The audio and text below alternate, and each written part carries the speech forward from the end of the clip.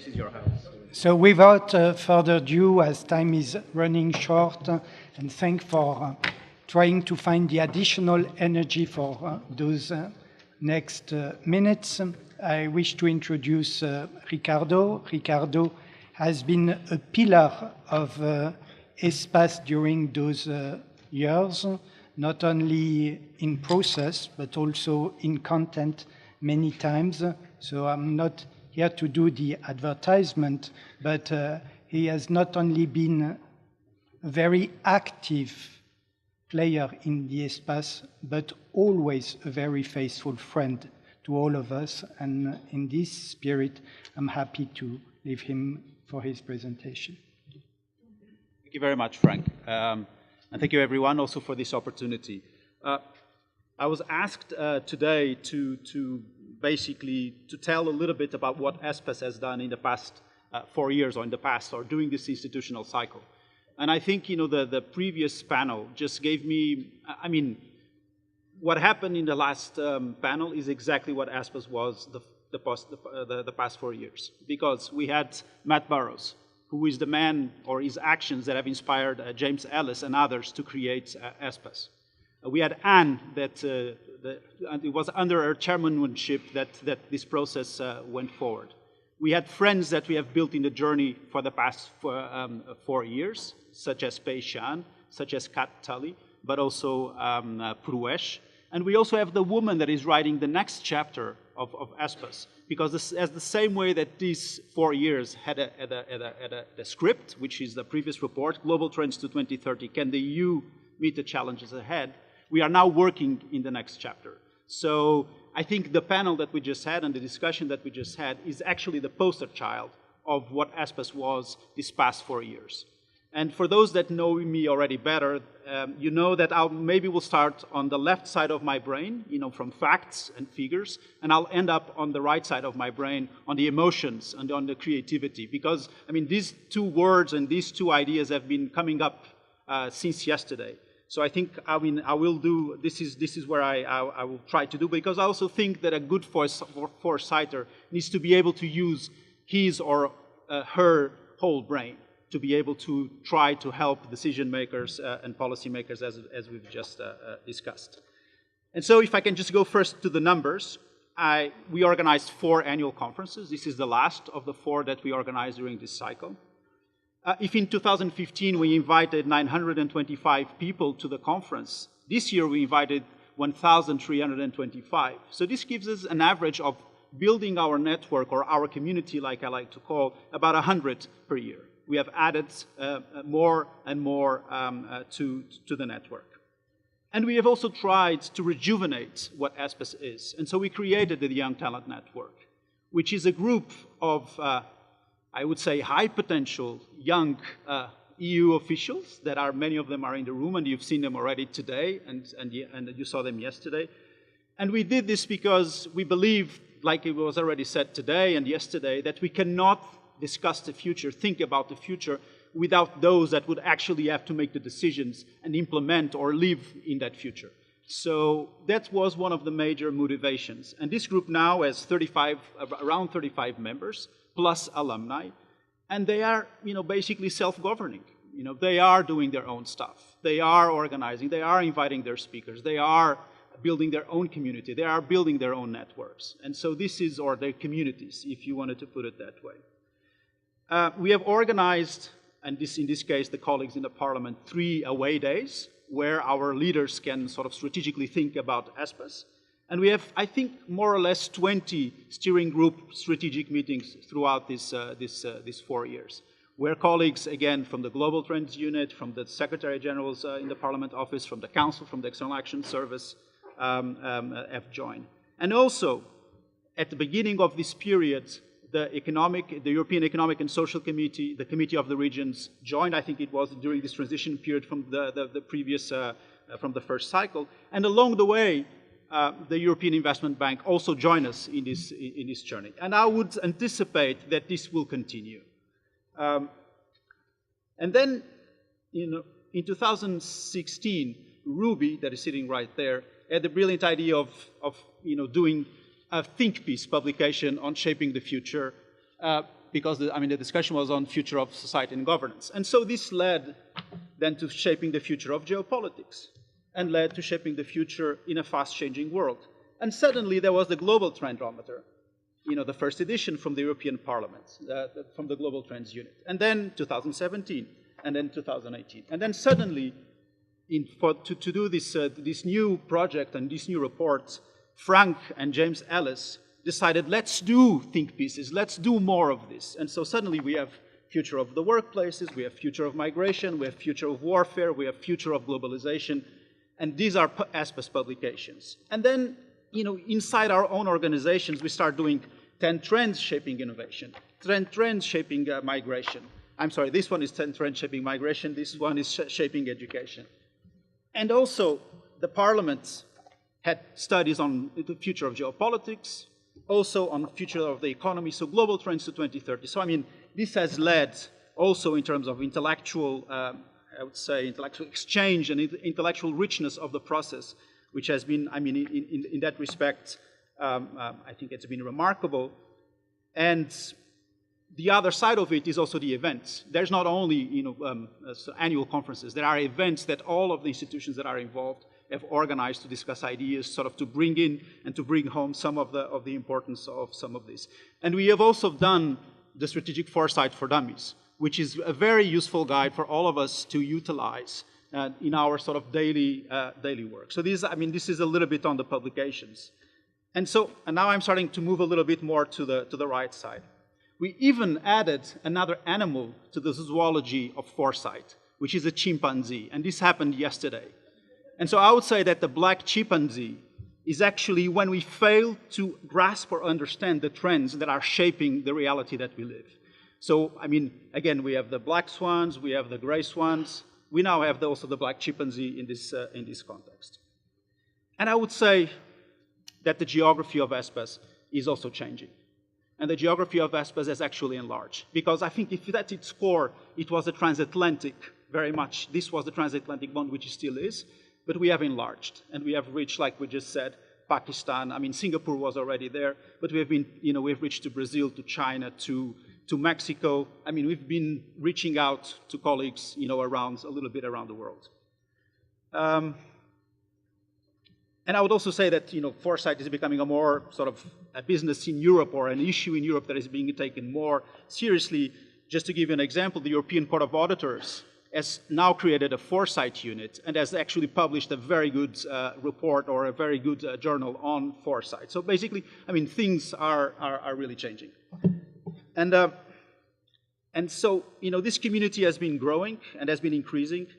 And I would say that it has not been about us. And this has been more about you. It has been more about the participants, the speakers that have come to us.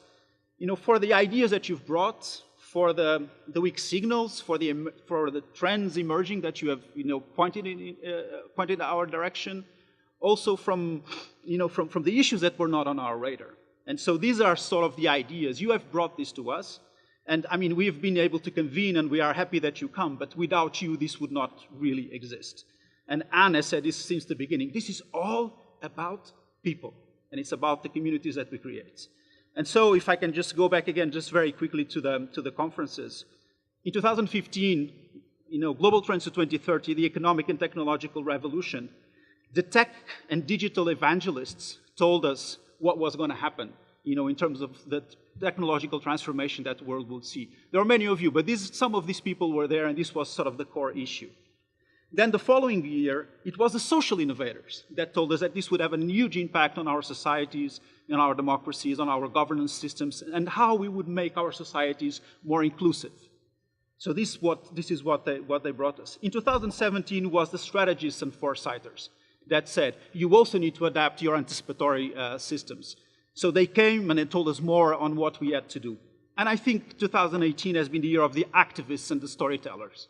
Now, these have been the people that have done things, have been on the ground, and have actually been able to. And I think, I think all of us, yesterday and today, there's even if either be it on democracy, be it on science, be it on facts, being on any of these issues, we have found in ourselves, or at least I think this one has always been there, but we have found the activist, and we are understanding that this is a time that we need to engage, and to fight for these things. So I think this is what the people that have come to us have told us during these 4 years. And so I would say that this is what makes the ESPAS heartbeat. It's you, it's the community, so please keep helping us explore the landscape, keep helping us being more aware of what is coming, and do this journey with us. And because, hopefully and ideally, we will be there. I mean, and the next session will tell us where we are going. And so, I would stop here, Frank, and thanks a lot. Thank you very much.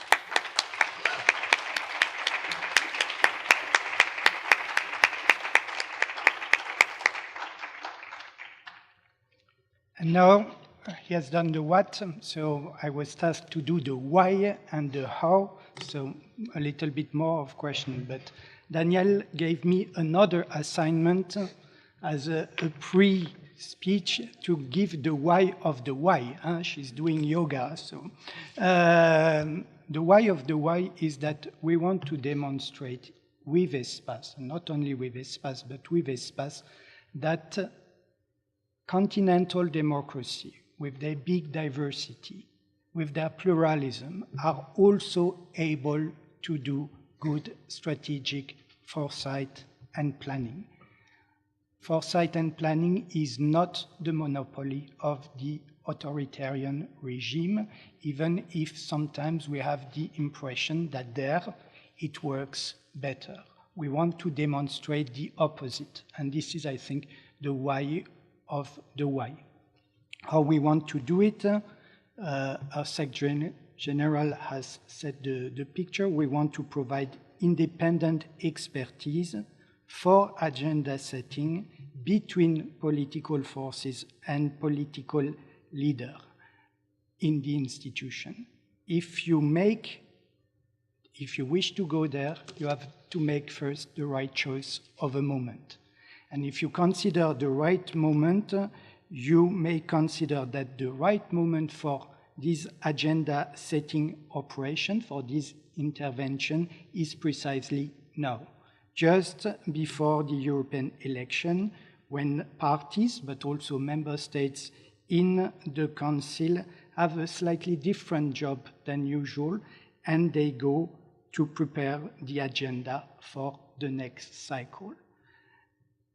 Then if you ask yourself what you bring in this moment to those end users, you have to think what is really needed at this time for them. What is needed at this time, as they're interested themselves in providing the big picture, is rather, and this is the decision we made, foresight rather than forecast, obviously. If they're interested in providing the big picture, they will look for just a few long-term trends, not go into detail, not engage how interesting this may be in large horizon scanning exercise.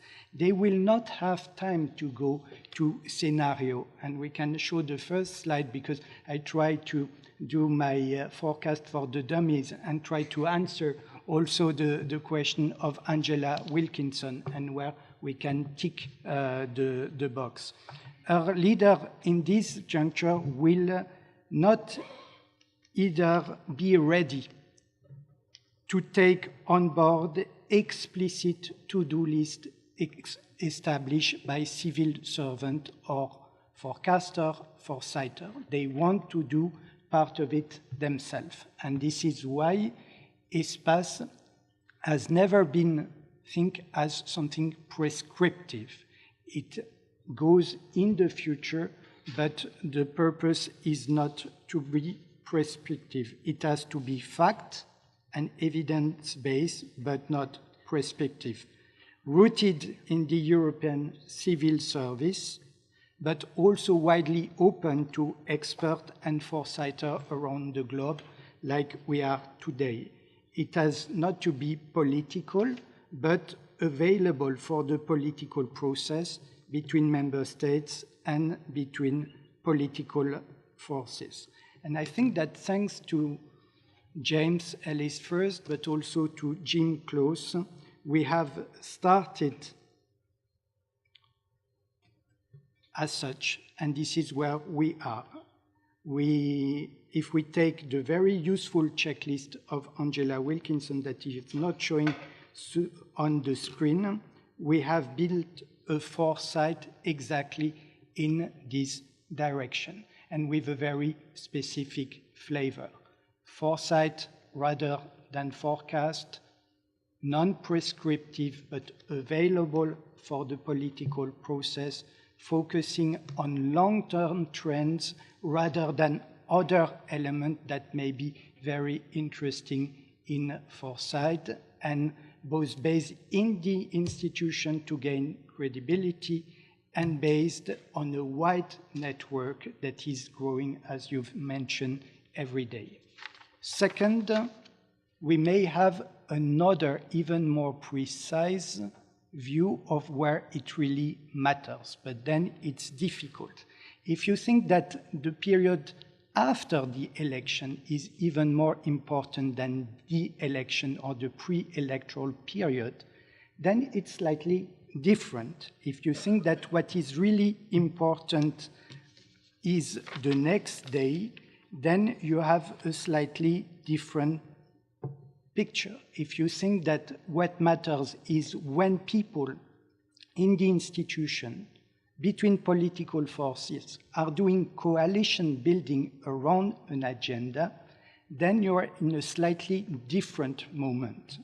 And this moment where coalition building takes place around an agenda is an extremely challenging moment, a very competitive moment, because this is exactly the time where everyone wants to have its piece into the real agenda for action. This is the time where you need to be at your best if you want to have a chance to have impact where it matters on action and not only on vision.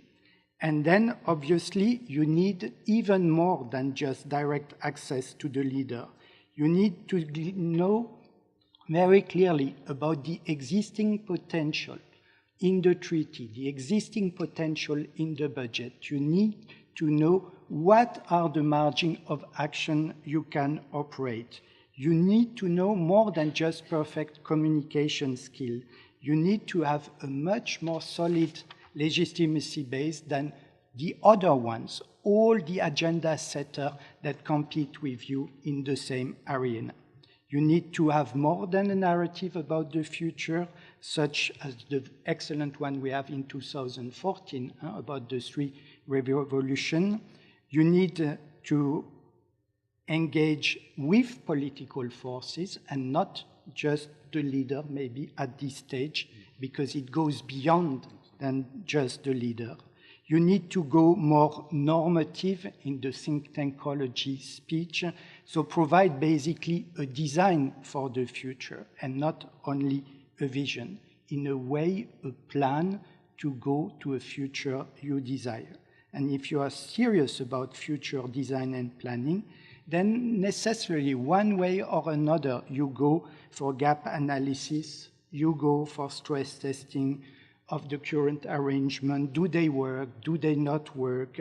And you go one way or another for some form of backcasting. And those elements we discuss as potential development for ESPAS, and part of them are already in the think pieces, in the discussion we have about the report.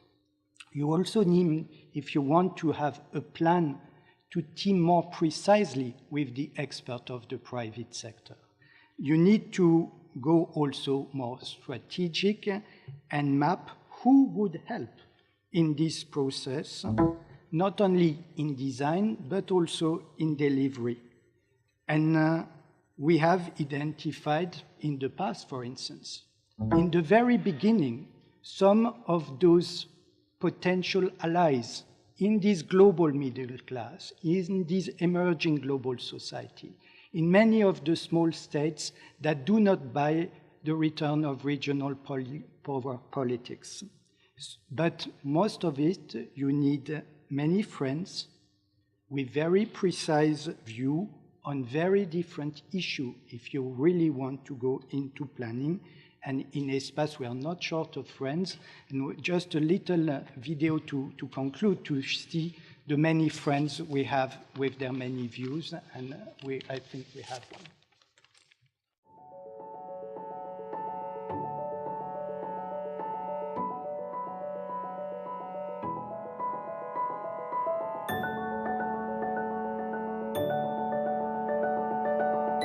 And we as a society, particularly as democracies, need to prepare for the era of deep fakes, because I would argue what we have seen to date is nothing compared to what is to come. L'avenir du travail va dessiner l'avenir des villes et des régions. Donc la véritable question qui se pose pour les citoyens, c'est de savoir où ils peuvent vivre, parce que où ils peuvent trouver du travail. Nous devons, dans le cadre des travaux d'ESPAS, avancer dans cette direction, donner un certain nombre de recommandations pour faire en sorte que les disparités progressivement disparaissent pour garantir à tous les citoyens l'accès au travail. So about 85% of our learning actually takes place outside formal education and training. How can we make that visible and then give them a value which is understood by employers, for example? And if we can achieve that, if we can mobilise this talent, this invisible talent, that can really be a key to Europe in the 21st century, both economically and socially. Older workers who are already in the workplace have access to an accumulated set of benefits and social protections, whereas the younger ones are coming in to more standard jobs based on tasks and projects rather than a long-term perspective. So at the moment in the EU we see the aging population as a problem, number one, and number two, we think that the solution to it is migration. But we could look at this in a different way. Firstly, we can see the older adults as an opportunity. They will be connected in the way that they are today, and artificial intelligence can help them do that. In some places of Europe we have diversity. Going native is easy in a place like Hungary or Romania, whereas going native in a place like the UK or France is extremely difficult because you already have that much diversity coming from the immigration. So in the UK it would mean that you only bring people from Australia, the US and Canada. Maybe it won't work, but this could be a concept of going native even within a migration scenario. I think over the next 5 years there are three things that we also as the EIB could do and contribute. The first is an investment in economic resilience. The second thing I would like to mention is that we do already have a lot of existing programs that we could capitalize on and we could make more focused. The things we could do in this context is certainly a more strategic partnership of all the EU institutions. And if we talk about cybersecurity in the future, I think we really need to see how the EU can advance the standards that they're setting in the European Union. If we make trade and investment globally more accessible through digitization, it also has the challenge or the risk that with cybersecurity not being tackled, that this trade is in danger. The US believes that China has manipulated the rules-based order. So there's a belief that China is going out, trying to get as much technology legally through mergers or illegally through cyber theft. US believes, first that it needs to be the leader on technology. But China, with its Made in China 2025 program, has also identified AI as well as other technologies as areas that China wants to be dominant in. China is going out and trying to acquire companies here, largely in Europe and also US. If China would have that advantage in the US thinking, then they also have an advantage on the military side.